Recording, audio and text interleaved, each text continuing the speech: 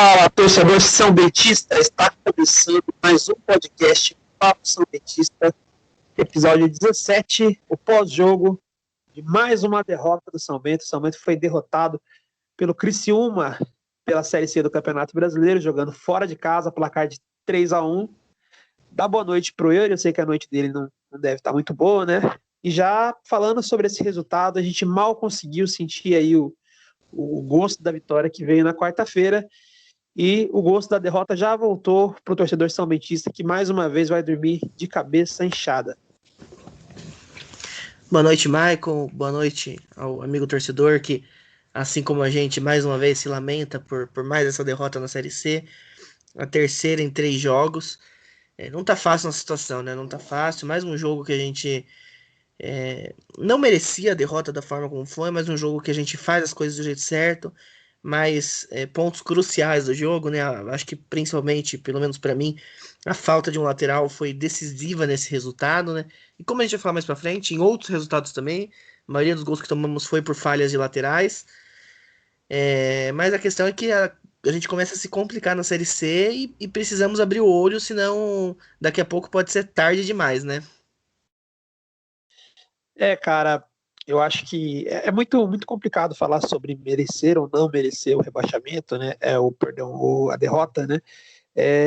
Porque assim, a gente fala que assim, jogou bem, teve chances, né? Geralmente a gente fala que não mereceu, mas pecou em situações que assim, acaba merecendo a derrota nas situações onde pecou, entendeu? Acho que a impressão que fica de novo, de que dava, né? Já começando a fazer o meu comentário do que eu achei do jogo, né?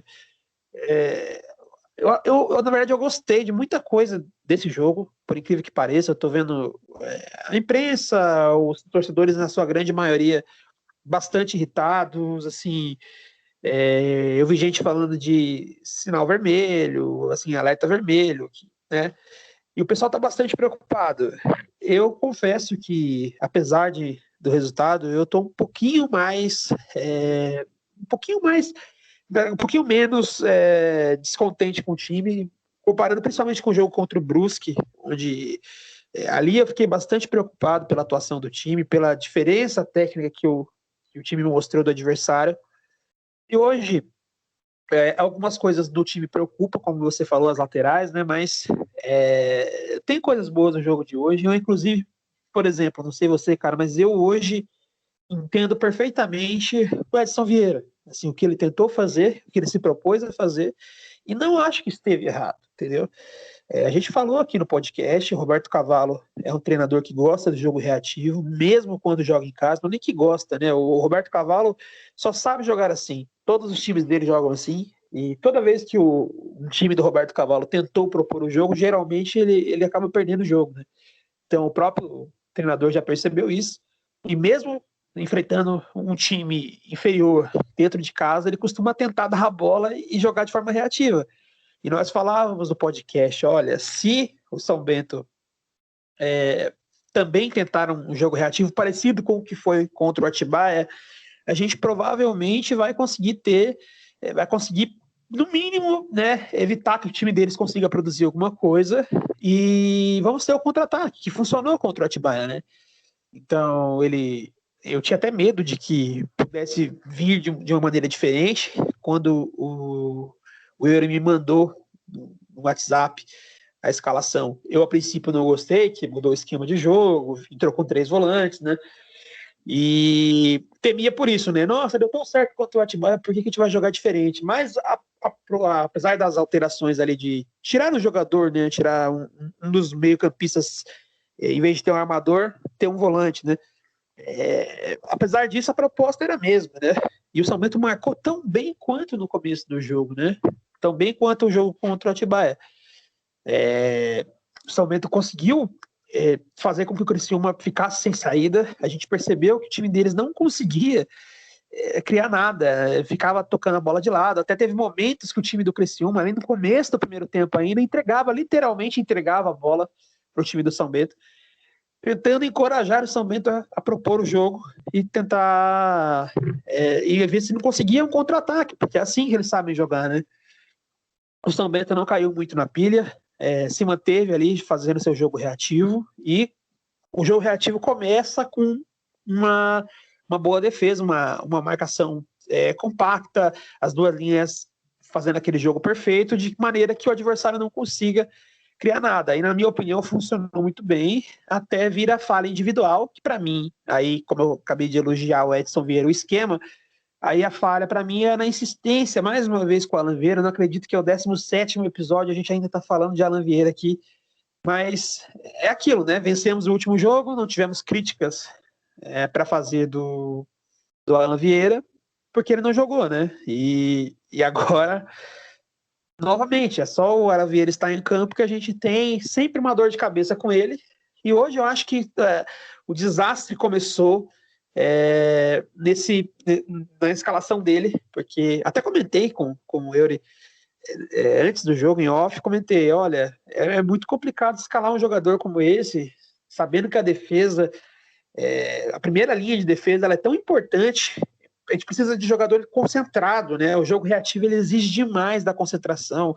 O jogador tem que se preparar para sofrer, né? Tem que saber que vai ser agredido, vai ser atacado, o adversário vai tentar de tudo, várias variações de lance, vai mudar o lado da bola, e não é para dar errado, não é para dar espaço, desde que o jogador, né, cumpra com a sua obrigação tática, né? E essa disciplina tática não é todo jogador que tem. E o Alan Vieira passa longe de ter. Isso já faz tempo, né? A gente sempre enxergou o Alan Vieira como um jogador não só limitado tecnicamente, como um jogador displicente, jogador que aparentemente não liga pro jogo, não se importa. Eu não consigo sentir ele competitivo, eu não consigo sentir que ele tem vontade de ganhar. E muito menos um jogador atento, concentrado, defensivamente, até tecnicamente um jogador ruim defensivamente falando, né? E a gente tinha jogado com o Zielinski, que eu até falei que não gostei tanto dele no último jogo, o Euro discordou, mas eu não entendi, né? Aí o Alan Vieira não vai para o jogo na quarta-feira, talvez sendo poupado, né?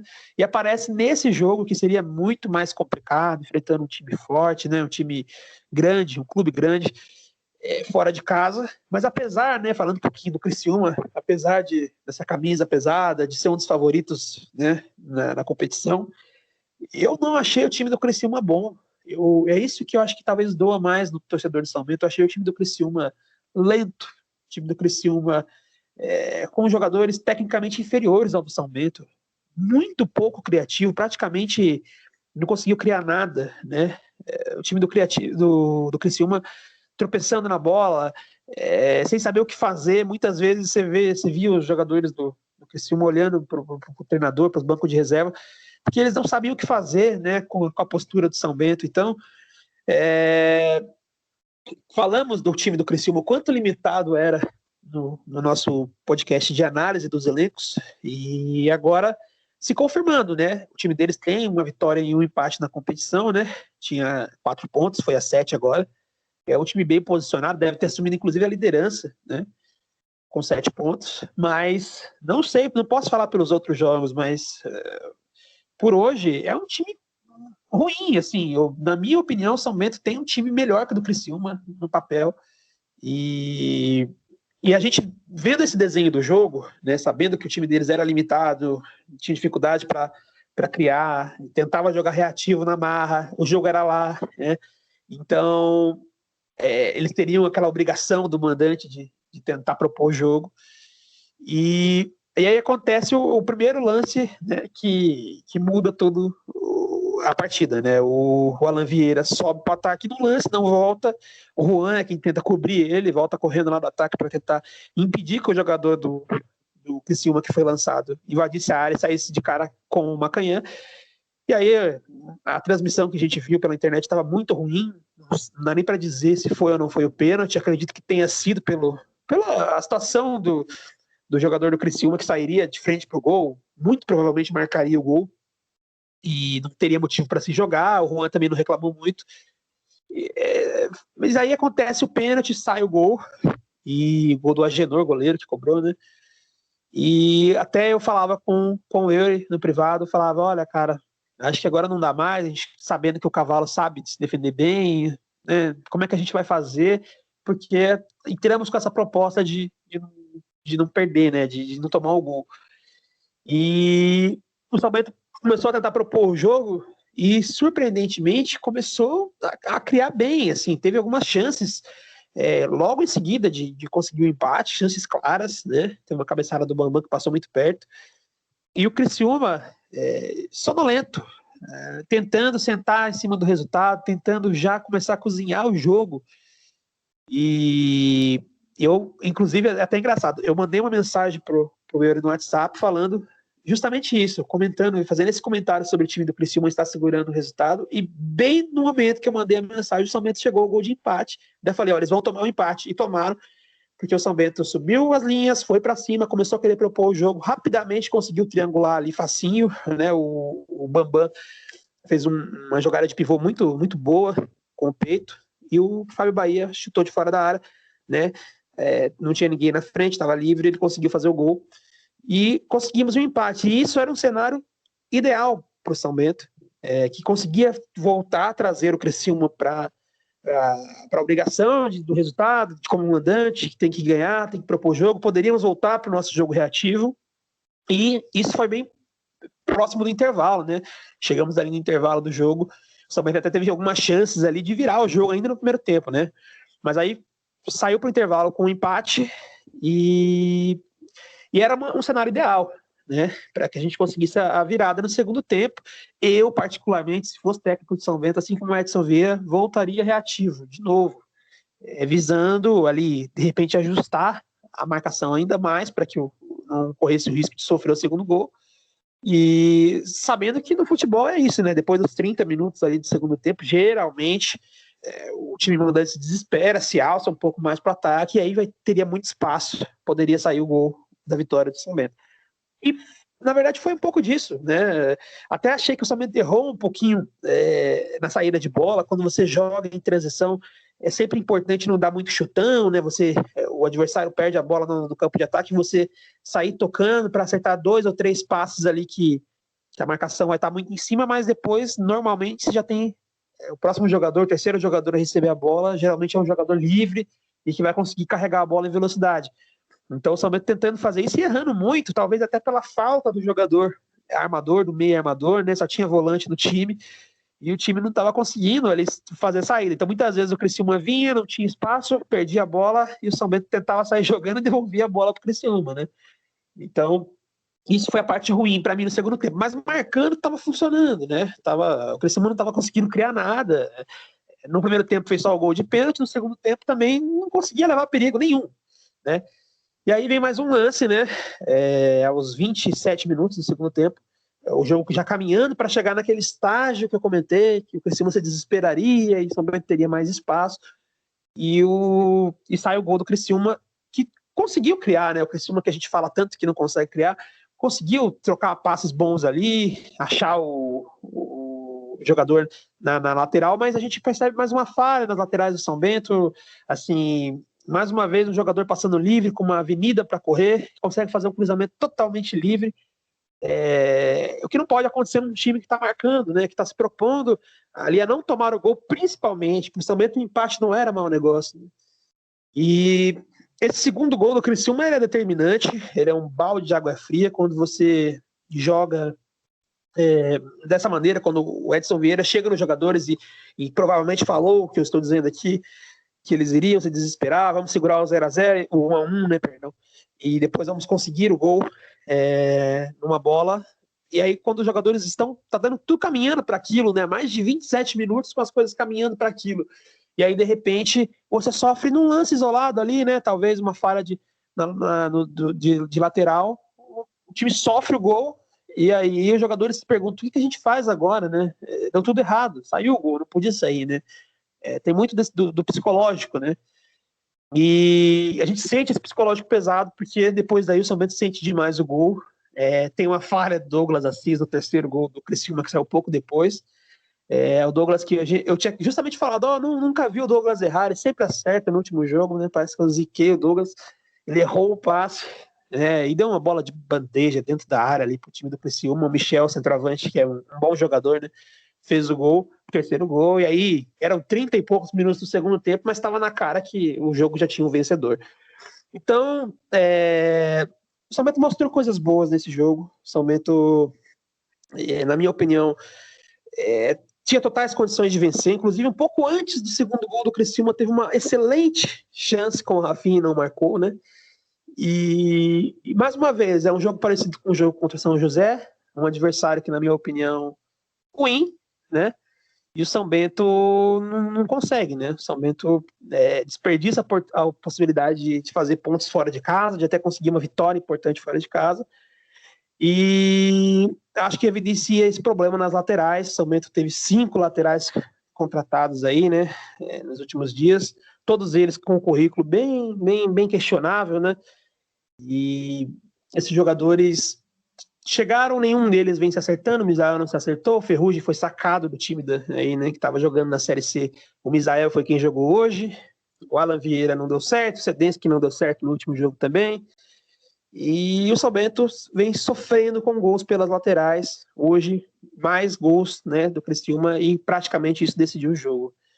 Sua opinião aí, cara, sobre o jogo, sobre como o time jogou, você também vê dessa forma? Você acha que o time realmente foi muito mal e mereceu tanto essa derrota assim? Cara, eu acho que eu podia ratificar tudo que você falou, a gente fechar o episódio aqui e fazer um episódio bem mais curto, porque, assim, você retratou aí perfeitamente minha opinião. É... Para mim, o Edson Vieira foi o destaque positivo do São Bento hoje. Se teve algum destaque positivo, além do Fábio Bahia, né, que sempre ali pela sua raça, pela sua dedicação, acho que sempre vale a menção a ele. Mas o Edson Vieira foi muito bem hoje. Eu acho que quando a gente falava, né, antes do jogo sobre a escalação, até falei que eu tinha gostado da escalação, até tava sentindo que a gente podia conseguir alguma coisa legal, porque ele adotou totalmente a proposta reativa, né? Colocou mais um volante, jogando de 3 volantes. E ele pegou o espírito. O Criciúma, no começo do jogo, tentou propor o jogo, tentou vir para cima, não conseguiu, não ofereceu qualquer risco pra gente. Como você falou, né? A gente até comentou isso também. Eles simplesmente entregaram a bola ao nosso pé. Eles largaram e toma, somente cria o jogo. E aí ficou ali uns 5 minutos, nenhum dos dois times querendo criar, nenhum dos dois times querendo propor o jogo. E o Criciúma acabou tomando a iniciativa de novo. E se manteve assim, né, cara? É incrível como a gente não sofreu risco. O jogo, até então, o jogo via correndo bem tranquilo, aquele 0-0. Um empate que não seria ruim, um empate lá em Criciúma seria um resultado legal. Mas aí, ele tinha que aparecer. Eu acho que ele adora ser citado no nosso podcast, não é possível, ele adora ser citado pela torcida. Porque ele não pode fazer uma partida discreta, sem falhar, sem errar. Simplesmente bola no ataque do Criciúma ali do lado direito, na nossa defesa ao lado esquerdo. E cadê o nosso lateral esquerdo? Não sei aonde estava, não sei o que estava fazendo, mas na posição dele ele não estava. Incrivelmente, mais uma vez, uma menção nada honrosa para Alan Vieira, que largou o time sozinho ali na lateral esquerda. E ali o Juan teve que acabar matando a jogada, né? Como você falou, a gente não deu para ver exatamente a jogada, porque travou bem na hora. Mas aparentemente foi pênalti, né? O Juan não tinha muito o que fazer, até porque não tem aquela habilidade defensiva. E aí o gol do Agenor, que bateu muito bem o pênalti também, sem chance pro Macanhã. E aí a gente já meio desanimado, né? A gente já sabendo que o jeito era não tomar gol, que a nossa melhor chance lá em Criciúma era não tomar o gol, que a gente tinha boas chances de não sofrer gol do Criciúma. E aí tentar ou esse empate por 0-0 ou arranjar um gol ali numa jogada, num contra-ataque talvez bem efetuado. E parece que tudo ia por água abaixo, né? Eu confesso que eu não via nenhuma perspectiva do time ir para cima, do time conseguir um empate jogando com 3 volantes, né? Até porque era uma proposta mais defensiva e a gente sabia que se tomasse o gol ia complicar demais. É, mas o Edson Vieira conseguiu subir o time muito bem. O São Bento foi para cima, como você falou, o Criciúma não é um primor técnico, né? Não tem ali jogadores que desequilibrem. Talvez tenha gastado muito no ano passado, né? Assim como a gente montou um time muito caro no ano passado e não sobrou dinheiro para esse ano. Mas o São Bento conseguiu ir para cima e numa bela assistência do Bambam, o Fábio Bahia conseguiu um empate que para mim foi o mais difícil do jogo. Para mim, aquele empate ali, eu confesso que não esperava. Ali eu já estava aceitando a derrota. Mas a gente conseguiu, o Edson conseguiu subir o time no final do primeiro tempo e empatar o jogo. e ali volta toda aquela esperança, né? Tudo aquilo que a gente imaginava no 0-0, a gente volta a sonhar em pelo menos manter 1-1 ou numa bola perdida conseguir o empate. E no segundo tempo o jogo volta, mas novamente, né, mais do mesmo, o Criciúma tentando, não conseguindo oferecer perigo, na marcação certinha, encaixadinha. O São Bento criando chances. Até falei pra você, né? Deu uma você falei, tô começando a ficar preocupado porque não é complicado, né? O time tá perdendo muita chance, isso aí pode acabar fazendo falta. A gente perdeu ali 2 chances muito claras mesmo de virar o jogo, de jogar toda a pressão que já tava no Criciúma, aumentar a pressão no Criciúma, mas desperdiçamos as oportunidades. E ali num lance despretensioso, o ponta do Criciúma vai subindo, vai subindo, vai subindo, ninguém marca ele, o lateral não aparece, ele cruza sozinho, ele cruza com toda a tranquilidade do mundo, toda a paciência do mundo, ele tem tempo de parar a bola, olhar para a área, ver onde os atacantes estão posicionados e colocar no pé do Léo Ceará, que aí também sem chance pro Macainha fez mais um. E ali tudo já ruiu, né? Ali o time já fica mais nervoso, ali o time fica mais desesperado, é o normal, né? Conseguindo um resultado legal, perdendo chance de gol e aí toma o gol. E ali o terceiro gol já um lance, tentávamos sair com a bola, o Douglas Assis acaba errando na saída, entrega no pé do atacante, mais uma falha individual. Então, assim, o Edson Vieira, eu acho que ele fez tudo da forma como devia ser feito exatamente. Mas as falhas individuais atrapalharam, né? O treinador ele não pode contar com essas falhas individuais, ele não sabe o que vai acontecer. Para mim, como você falou, um erro do Edson Vieira. O Edson Vieira teve um erro no jogo de hoje, escalar o Alan Vieira, que tomou o primeiro gol. De resto, ele fez o que podia ser feito, ele fez até de maneira primorosa ali, conseguindo no mais difícil, que para mim pelo menos foi o empate, né? Que era algo que eu não esperava. E complica a nossa situação. É bem difícil agora, né? Claro que não tem nada perdido ainda, como a gente falou, né, no último episódio, quando ganha não tá tudo certo, quando perde não tá tudo errado. A atuação do time foi certinho. O time como um todo, se a gente pegar fazer uma análise uniforme do, do plantel, o time foi bem. O time marcou bem, o time conseguiu ali quando precisou atacar, né? Mas chances claras desperdiçadas. E na defesa ali, falhas pontuais também. A gente vem na cabeça novamente, a gente rememora o filme da Série B do ano passado, então é um pouco traumático, né? Mas claro que não tem nada perdido, o time vai mostrando uma evolução dentro de campo, só que é preocupante os resultados não virem.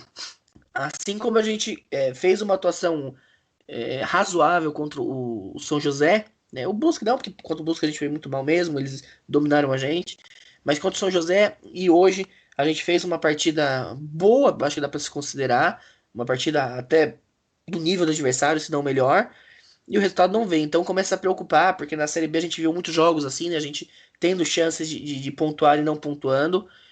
De fato, parece que a gente já chega aí, próximo jogo a gente já vai estar perto da metade do primeiro turno, então a gente já vai tomando um corpo ali, os times vão mostrando o que eles vão brigar, salvo um ou outro que no final dispara ou despenca.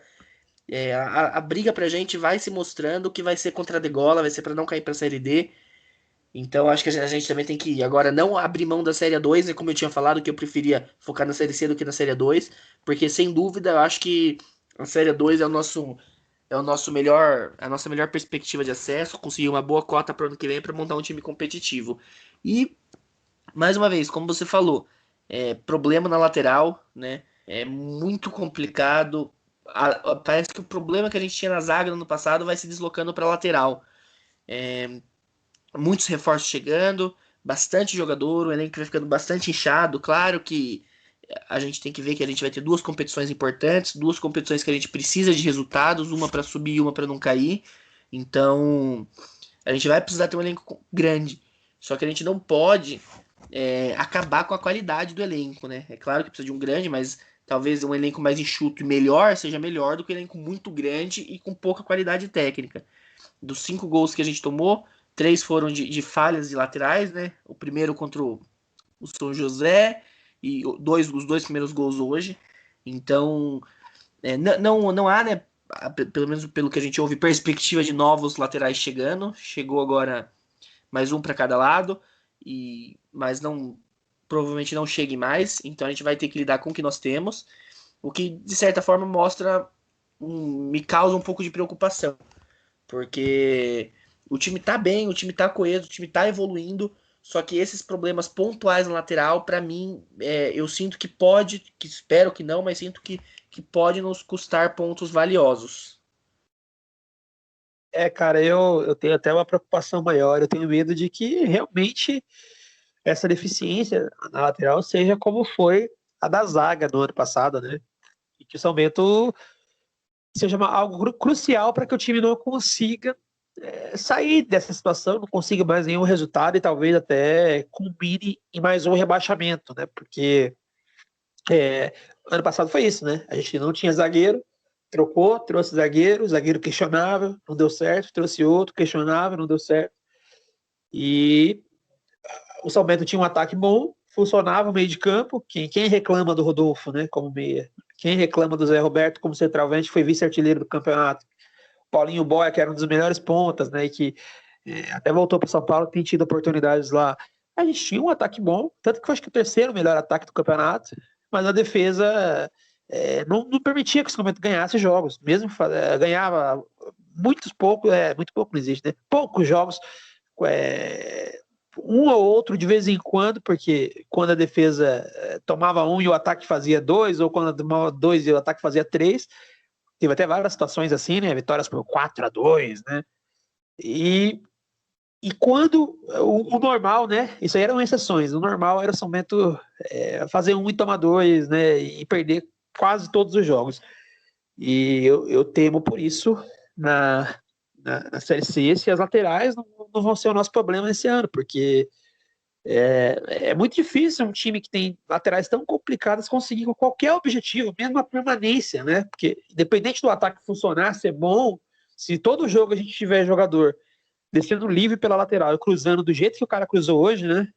Se a gente tiver todos os jogos um lateral esquerdo que não está no lance no ataque pela direita, não aparece na foto, né? E aí o atacante é quem tem que vir cobrir ele e acaba fazendo pênalti. A gente não tem perspectiva, não tem como agora. Eu até tive uma análise menos pessimista, né, no começo do programa, mas eu acho que isso tem que ser falado, né? E como você falou, a decisão deles aí de contratar vários jogadores e todos eles com um currículo bem questionável, né? E em vez de trazer, de repente, um único jogador mais caro, né? A gente perdeu um Marcos Martins, que é um jogador de nível de Série B, que foi um dos destaques da Série B, é um dos jogadores que tinha mais assistência no Brasil. A gente perde um jogador desse e repõe com Ferrugem, Misael, né? Agora chegou mais um, acho que é Adriel, né? Alisson, não lembro. Chegou mais um lateral direito que a gente nem viu jogar ainda, mas jogadores que vieram da segunda divisão mineira, jogadores que chegaram 25 anos e tem 3 experiências profissional. É muito difícil, parece que é contratado pelo preço, né? É contratado o mais barato possível, independente da qualidade, né? E você aí, Detalhe, torcedor? Pode falar. só te interrompendo aqui rapidinho, não que a gente seja contra, né, essas contratações de jogadores que não têm um currículo tão vistoso, né, porque eles podem dar grandes frutos. O próprio Igor, ele veio ser um currículo muito bom. Confesso que quando vi primeiro momento o currículo do Igor, não gostei da contratação, mas em campo ele mostrou que é um bom jogador. O problema é que a gente não pode jogar a dependência nossa de um setor muito importante na mão de uma aposta. Nada contra a contratação do Adriel, do Misael, do Ferrugem, mas são apostas. São jogadores que não são consolidados ainda numa Série C do Campeonato Brasileiro. Então você não pode simplesmente largar a lateral direita na mão de uma aposta. Né? É interessante você ter apostas no elenco, é interessante você ter jogadores mais baratos que podem se destacar, mas sempre com alguma garantia, sempre com outro jogador que, caso essa aposta não dê certo, um outro jogador vai dar conta do recado. Cara, assim, ainda que apostas, é bom você ter alguém que você conhece e traz para ser o titular. Assim, você ter apostas é interessante. Mas apostas em jogadores que se destacaram bastante é uma coisa. Agora, eu estou com o currículo do Adriel aqui aberto, do computador, E você repara, ele fez a base em 2016 e começou a jogar profissional só em 2018, 2 anos depois de terminar o trabalho de base, no Sub-20, né? Do Ceará, no caso. E aí, a oportunidade dele em 2018 era no Hercílio Luz, de Santa Catarina, não jogou. Depois ele vai para o Santa Cruz do Sergipe. Com todo respeito, eu não sabia sequer que existia um Santa Cruz no Sergipe, também não joga lá. Aí ele consegue finalmente jogar no Dourense, que também é lá de Sergipe, né? Aí ele faz 4 jogos, apenas. Em 2019, vai para Pouso Alegre, né? Jogar a segunda divisão do Campeonato Mineiro, o famoso Pouso Alegre, que tem abastecido bastante o elenco de São Bento. E lá ele faz 5 jogos, né? Nenhum gol. Então ele tem 9 jogos na carreira. Aí você fala, não, mas o menino é novo. Não, ele tem 24 para 25 anos, pessoal. Aí você me diz que isso é uma aposta? Eu não sei, eu acho que não. Apostou no quê, né? Nesses 9 jogos ele foi incrível para merecer uma Série C de Campeonato Brasileiro. Ele só jogou, né, com todo respeito, Campeonato Sergipano e segunda divisão do Campeonato Mineiro e pouquíssimos jogos. Como é que, assim, eu não vi o Adriel jogar, eu espero muito que ele cale minha boca, resolva o problema da lateral de São Bento. Mas é muito difícil olhar para isso aqui e conseguir ter esperanças, né? Inclusive o currículo do Misael e do Ferrugem eram um pouquinho melhores, né? O do Adriel é bem pior. E eles já não deram certo, né? O Misael até um pouco melhor do que o Ferrugem, mas muito longe ainda, né? Assim, é muito complicado. O Ferrugem mesmo, né? Vem com aquele status todo e vindo de um time bom, do Monte Azul, né? E, assim, em campo, perdeu a vaga para o Misael, que estava sendo reserva no RT, né? Então, assim, é muito complicado. Muitas vezes, assim, o meu medo é isso, é que o São Bento esteja contratando por preço, o mais barato possível, me encher de jogador, porque se lesionar tem jogador no elenco, sabe? O meu medo é que seja isso. E aí, dane-se a qualidade, né? Assim, dane-se se tem condições de jogar uma Série C, porque a Série C, para muitos jogadores, ela é o ápice, né? Muitos jogadores aí que estão na Série 3, na Série 2, e querem uma possibilidade de jogar um campeonato nacional, até uma Série D, né? Os que se destacam conseguem vaga no cenário nacional. E aí você tem ali, aqui em São Paulo, times subindo ali na Série 3, né? Que nem o São Bernardo, o Noroeste. E você traz um jogador que estava na segunda divisão do Campeonato Mineiro, né? Para lateral. E para mim, o currículo dele, assim, não mostra por que ele veio para uma Série C de Campeonato Brasileiro, né? E o meu medo é que seja simplesmente por ser um jogador barato. E não adianta simplesmente. Opa, perdão. O Adriel, concordo com tudo que você falou, mas ele vem para ser volante, né? Pelo menos a princípio. O lateral direito, que foi contratado, é o Alisson, que vinha do Concórdia. Ele também não tem, nessa mesma linha, não é um dos melhores currículos que acho que nós sonhávamos em ver, mas tem alguma coisa, né? Participou do acesso da Inter de Limeira no ano passado para a elite do Paulistão, para um. Jogou 17 jogos, teve uma participação relevante. No segundo semestre foi pro Oeste jogar a Série B, fez só 3 jogos na Série B no Oeste. E esse ano estava no Concórdia, na primeira divisão do Catarinense. Assim, melhorou, realmente. Não é o melhor dos currículos, a gente sabe que o São Bento não tem dinheiro para trazer os melhores currículos também, né? É muito complicado.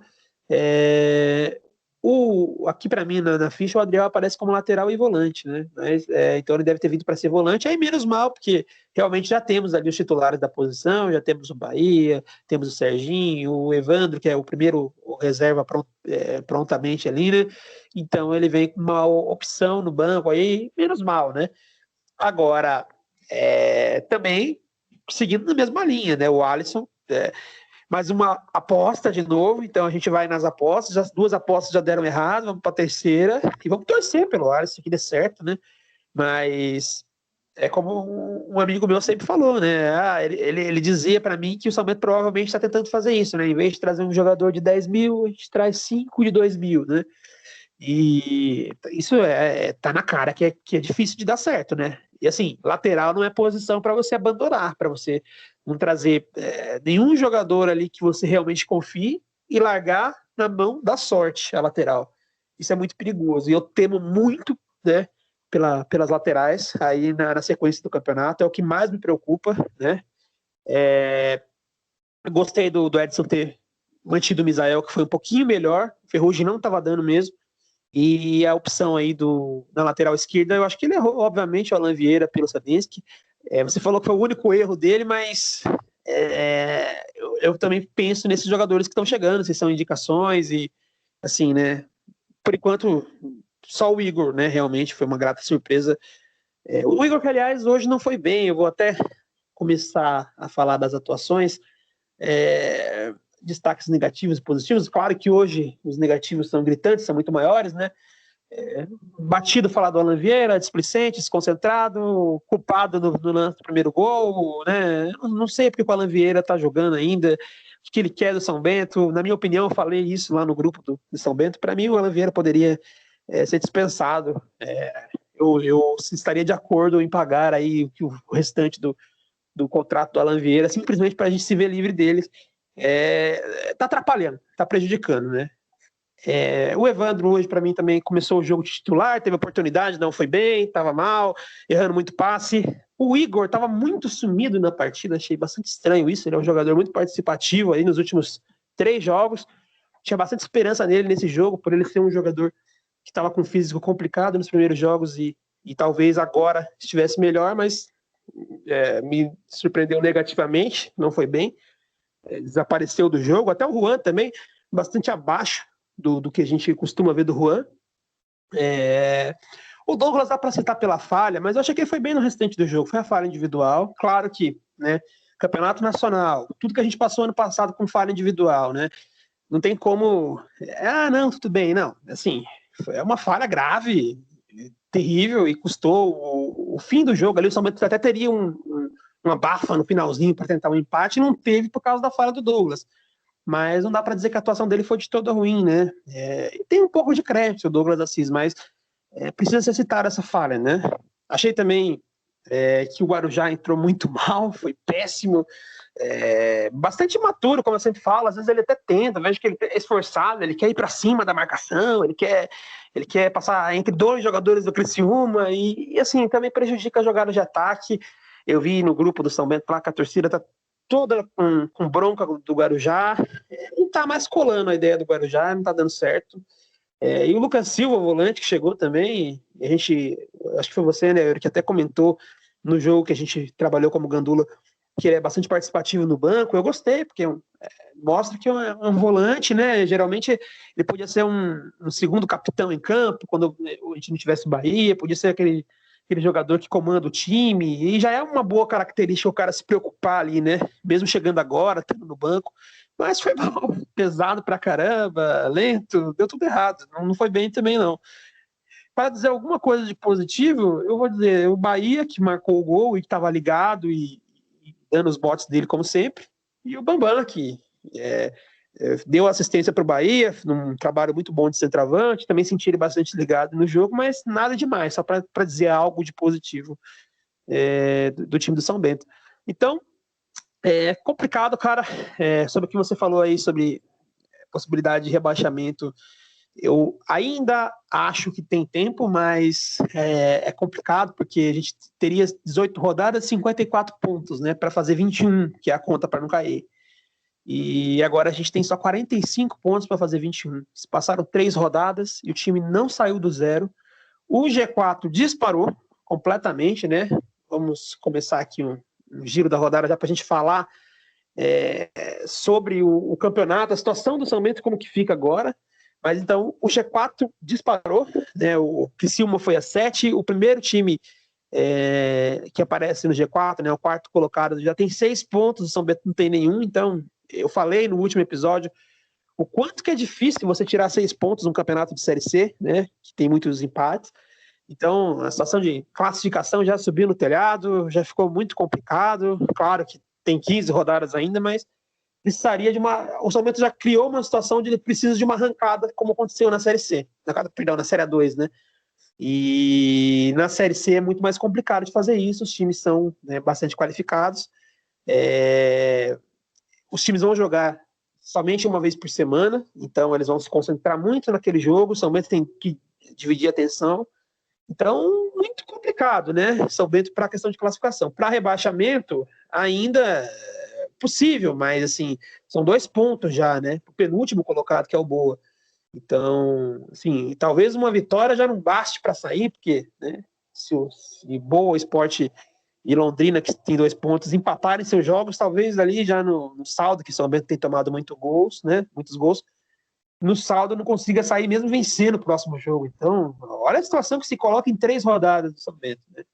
Falando da rodada, o São José surpreendeu e bateu o Brusque por 1-0, voltou para o Passo da Areia, o São José voltou para a grama sintética e venceu o Brusque, resultado muito surpreendente, né? O Volta Redonda venceu o Tombense 2-0, Tombense que a gente falou muito bem no time do Tombense, mas goleou na última rodada, mas só tem 3 pontos, venceu apenas um jogo, perdeu os outros 2.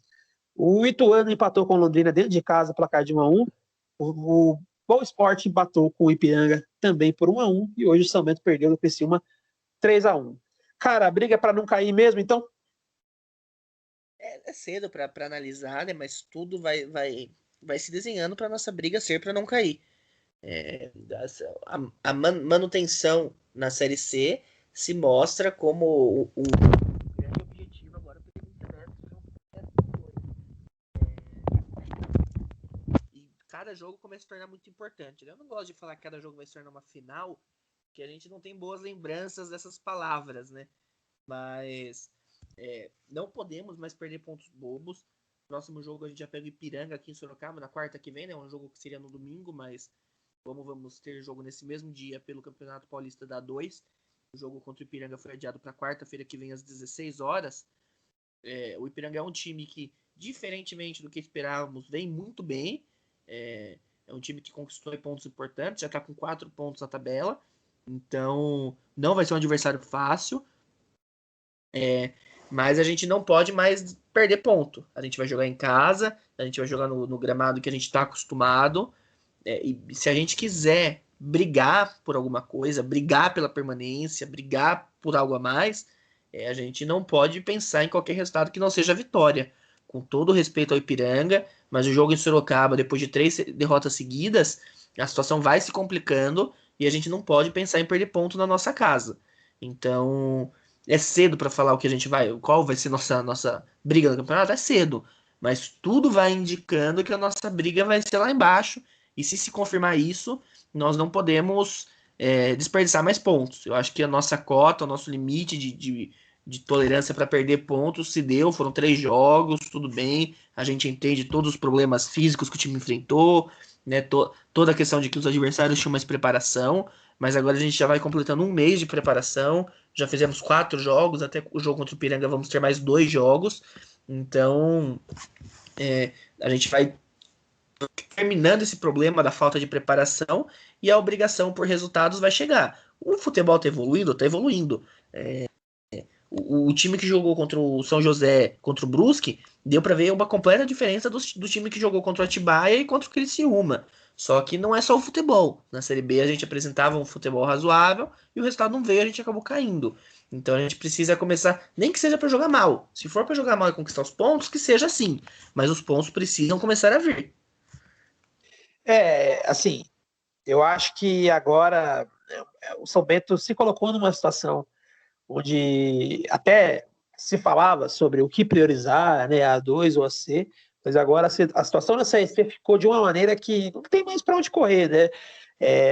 Até a gente falava no último episódio que poderíamos usar o jogo contra o Atibaia para se motivar e voltar bem para o brasileiro. A vitória veio, e o São Bento não aproveitou esse embalo, não aproveitou para fazer um bom resultado, um empate contra o Criciúma hoje, ou até uma vitória que embalaria o time de vez. A vitória hoje colocaria o São Bento no bolo com 3 pontos, a 1 ponto do próprio Criciúma no G4, né? Então, desperdiçou essa chance e agora é o inverso, né? O resultado do brasileiro pode atrapalhar no Paulista, que o São Bento tem chances reais, né? Hoje é 6º colocado e está a apenas 3 pontos da liderança.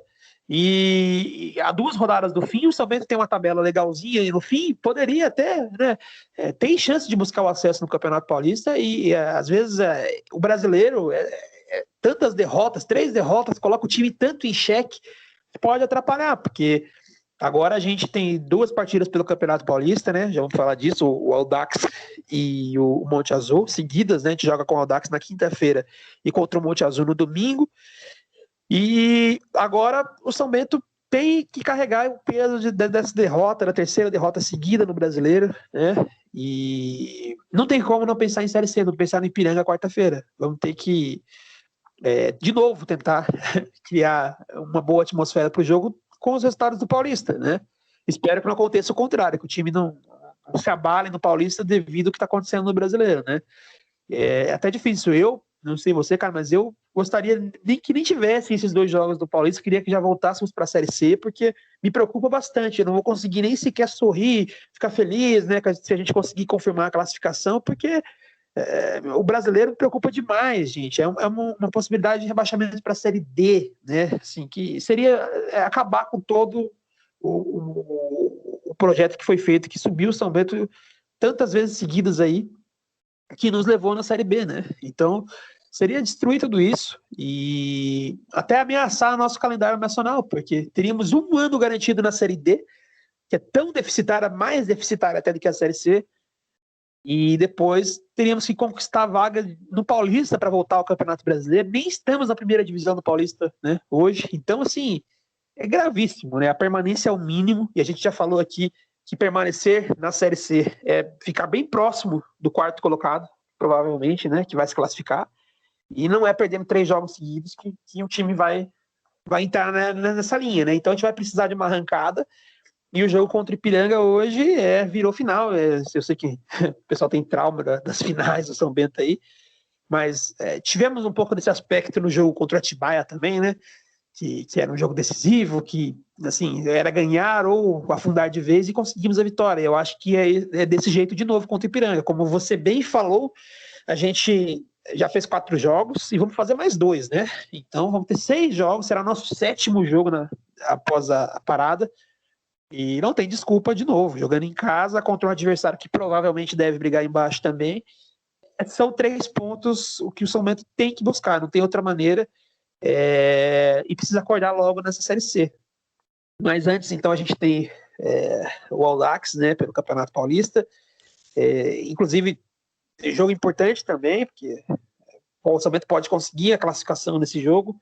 E se confirmar a classificação, talvez tenha a possibilidade até de estar poupando os jogadores na partida contra o Monte Azul. Eu não sei se é a melhor opção, até porque a classificação no Paulista, se ela for uma classificação melhor, pode te render um adversário menos forte, vamos dizer assim, né, no mata-mata. E até perguntar para você a sua opinião sobre isso, cara. Como é que você vê? A gente tem que, supondo que conseguimos a classificação no jogo contra o Audax, tem que ir reserva contra o Monte Azul e focar no Ipiranga. Qual que é a sua opinião sobre isso? Cara, eu acho que esse jogo contra o Dax é importante pra gente tentar confirmar nossa classificação matemática, né? Claro que a gente tá bem encaminhado, mas seria ideal uma vitória na Osasco, ou até um empate, dependendo da combinação de resultados, pra se confirmar matematicamente na próxima fase da Série A2. E aí eu acho que, inevitavelmente, a gente não vai ter como ter tudo. Nosso elenco, infelizmente, não é dos melhores, né? Temos um elenco bastante inchado, mas pecamos, como já falamos, na qualidade. Então eu acho que talvez o melhor caminho seja, caso consigamos uma vitória contra o Audax, poupar contra o Monte Azul, mesmo que a gente corra risco de pegar um adversário mais forte, mesmo que a gente decida fora de casa, mesmo que no mata-mata do acesso a gente possa pegar também um adversário mais difícil. A gente não pode se dar o luxo de esquecer a Série C, né? A gente não pode se dar o luxo de focar numa boa classificação na 2 e largar a Série C. Se a gente tivesse feito alguma gordura nesses 3 primeiros jogos, tudo bem, você usar reservas contra o Ipiranga, mas não foi o caso. Nossa situação está bem crítica na Série C. Se a gente tivesse pelo menos uma vitória, 3 pontos, se tivéssemos alguma coisa, aí seria discutível, mas na atual situação eu acho que não tem como usar reserva na Série C em hipótese alguma. Eu acho que a gente tem que poupar contra o Monte Azul, se for o caso, para vir forte na série C contra o Ipiranga, porque o jogo contra o Ipiranga vai ser difícil, o Ipiranga tá um time redondinho, o Ipiranga conquistou pontos importantes, e a gente precisa da vitória. Não vai ter jeito, a gente tá jogando em casa, esses 3 pontos vão ter que aparecer. Então, é uma situação complicada, porque são muitos jogos no intervalo de tempo curto, né? São 3 jogos em menos de uma semana, em 6 dias, em média de jogo a cada 2 dias. Então, é complicado. O Edson Vieira vai ter que quebrar um pouco a cabeça, né, para encontrar a melhor estratégia de se vai, provavelmente tenha que poupar algum jogo, mas quem vai poupar, se vai com o time totalmente reserva, se vai poupar só os mais desgastados. Nesse momento eu não queria estar na pele do Edson Vieira, porque vai ser realmente bem complicada essa decisão, né? Temos jogadores para todas as posições, mas em algumas posições nossas peças de reposição não estão muito à altura dos que vêm atuando como titular. Para isso, o São Bento não pode criar outro problema, né? O São Bento criou esse problema da Série C aí, né? Com os 3 jogos, e não pode criar um problema contra o Dax, não pode perder esse jogo de repente e se colocar numa situação de possibilidade de perder a vaga e ter que ir com tudo contra o Monte Azul e até correr o risco de perder essa classificação também no Paulista, né? Então, só vamos ter esse luxo de pensar em poupar se conseguirmos ali.